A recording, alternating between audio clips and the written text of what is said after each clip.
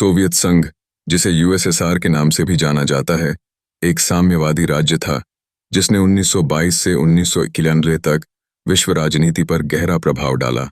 इस राज्य का गठन रूसी क्रांति के परिणाम स्वरूप हुआ, जब जार शासन को उखाड़कर एक नए साम्यवादी सरकार की स्थापना की गई।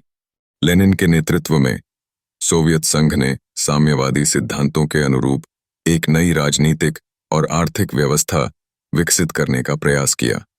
सोवियत संघ का शासन पूरी तरह से साम्यवादी सिद्धांतों पर आधारित था। इसकी एक पक्षीय प्रणाली में केवल communist party of the Soviet union का वर्चस्व था। इस पार्टी द्वारा संचालित सरकार ने देश की सभी महत्वपूर्ण नीतियों को आकार दिया और समाज के सभी पहलुओं पर नियंत्रण रखा। यहाँ राज्य का नियंत्रण अर्थव्यवस्था, शिक्षा और स्वास्थ्य जैसे क्षेत्रों पर था, जिससे समाज में समता और सामूहिकता की भावना को बढ़ावा मिला। सोवियत संघ की अर्थव्यवस्था एक समाजवादी मॉडल पर आधारित थी। उत्पादन के सभी साधन राज्य के स्वामित्व में थे, जिससे निजी स्वामित्व की अवधारणा का निषेध किया गया। इसके बावजूद कई बार उत्पादन की कमी और आर्थिक कठिनाइयां उत्पन्न हुईं, जो लोगों के जीवन पर विपरीत प्रभाव डालने लगीं।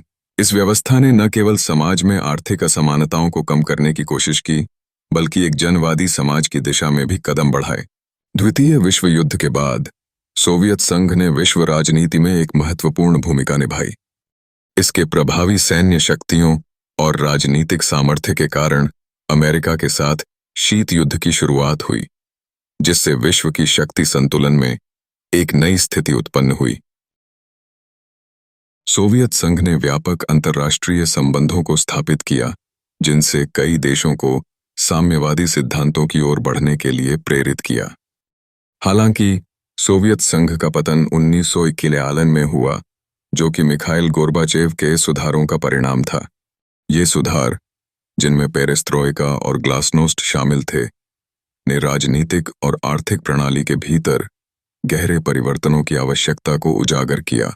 अंततः यह प्रक्रिया संघ के विभाजन और स्वतंत्र राज्यों के उदय की ओर ले गई, जो आज भी विश्व राजनीतिक परिदृश्य का एक महत्वपूर्ण हिस्सा है।